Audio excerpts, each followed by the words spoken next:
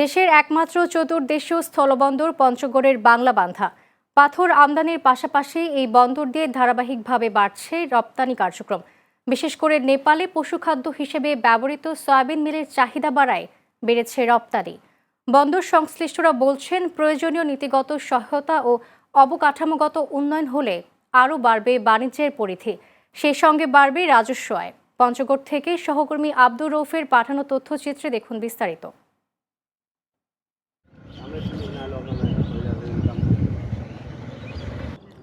পঞ্চগড়ের বাংলাবান্ধা স্থলবন্দর মহাসড়ক জুড়ে পণ্যবাহী ট্রাকের দীর্ঘ সারি। একদিকে ভারত ও ভুটান থেকে আসছে বোল্ডার পাথরসহ বিভিন্ন পণ্য, অন্যদিকে বাংলাদেশ থেকে ভারত ও নেপালে যাচ্ছে কৃষিপণ্য, পাট ও পাটজাত পণ্য, শিল্পের কাঁচামাল, খাদ্য ও পানীয় সহ বিভিন্ন ভোগ্যপণ্য। এর মধ্যে উল্লেখযোগ্য হারে বাড়ছে পশুখাদ্য হিসেবে ব্যবহৃত সয়াবিন মিলের রপ্তানি।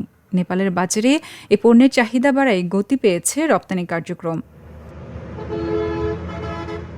রপ্তানি বাড়ায় আবারও কর্মচঞ্চল হয়ে উঠেছে বাংলাবান্ধা স্থলবন্দর। ব্যস্ততা বেড়েছে শ্রমিক, ট্রাক চালক ও পরিবহন সংশ্লিষ্টদের। এর প্রভাব পড়েছে স্থানীয় অর্থনীতিতেও। আগে মাল একটু কমাতো, ইদানিং মাল খুবই বেশি আসে। খুবই বেশি এলে বাংলাদেশে অনেক ভালো হইতেছে, উন্নত হইতেছে। বাংলাদেশের এমিডেন্স বাড়তেছে, সব কিছুর দিকে বাংলাদেশে ভালো হইতেছে। আমাদের পণ্য যাচ্ছে, আপনার পাট যাচ্ছে, সয়াবিন মিল যাচ্ছে, রেক্স যাচ্ছে, যেটা কাপড়া জুট মিল আর কি, জুটের কাপড়াগুলো যায়।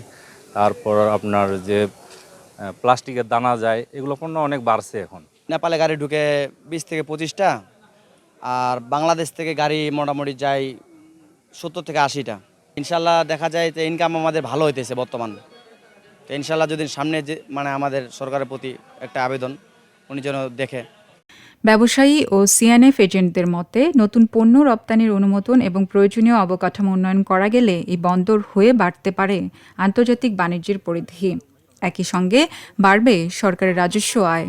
বাংলাবান্ধা পোর্টের বর্তমান যে বিশেষ করে যে অবস্থা, আমরা মনে করি বর্তমানে বাংলাবান্ধা পোর্ট, আমরা যতগুলো পার্ট রয়েছে, বিশেষ করে কাস্টম আছে, ল্যান্ড পোর্ট আছে, এক্সপোর্টার ইম্পোর্টার আছে, আপনার সিএনএফ আছে, পাশাপাশি শ্রমিকরা আছে, আমরা সবাই কিন্তু সম্মিলিতভাবে পোর্টটিকে আমাদের সুন্দর একটা পরিবেশে ফিরিয়ে নিয়ে আসার জন্য আমরা চেষ্টা করছি, এবং আমরা আশা করি এবং আমরা মনে করি যে বর্তমানে কিন্তু আমরা সফল। গত 3 বছরে দেখা যাচ্ছে যে আমদানি কিছুটা কমলেও রপ্তানি অনেক বেড়েছে। এখন আমাদের নেপালে প্রচুর মাল যাচ্ছে, ইন্ডিয়াতেও যাচ্ছে, পাট জাতীয় দ্রব্য, তারপরে হচ্ছে ওয়েস্ট কটন, এবং প্রচুর আলু আমাদের পাশ দিয়ে এক্সপোর্ট হয়েছে। এবং অনেকগুলো আইটেম আছে যেগুলো এক্সপোর্ট হচ্ছে। এরপরে আরএফএলের পণ্য যায়, পার্টিক্সের পণ্য যায়, নাসি গ্লাস যায়, প্রচুর পণ্য যাচ্ছে। সেক্ষেত্রে আমাদের এক্সপোর্টটা বেড়েছে, আর আমদানি কিছুটা কমলেও আমাদের রাজস্ব কিন্তু আয় বেড়েছে। বন্দর কর্তৃপক্ষ বলছে, মাঝে আমদানি রপ্তানি কার্যক্রমে কিছুটা স্থবিরতা তৈরি হলেও বর্তমানে তা কেটে গেছে। স্বাভাবিক গতিতে চলছে বন্দরের সব কার্যক্রম। বাংলাবান্ধা স্থলবন্দরে আমদানি রপ্তানি কার্যক্রম বর্তমানে স্বাভাবিকভাবে চলছে।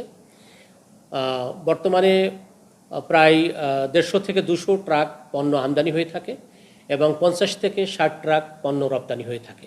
এবং মাঝে কিছু সমস্যার কারণে আমদানি রপ্তানি উভয়ই ব্যাহত হয়েছিল, কিন্তু বর্তমানে সেই সমস্ত সমস্যা কেটে গিয়েছে।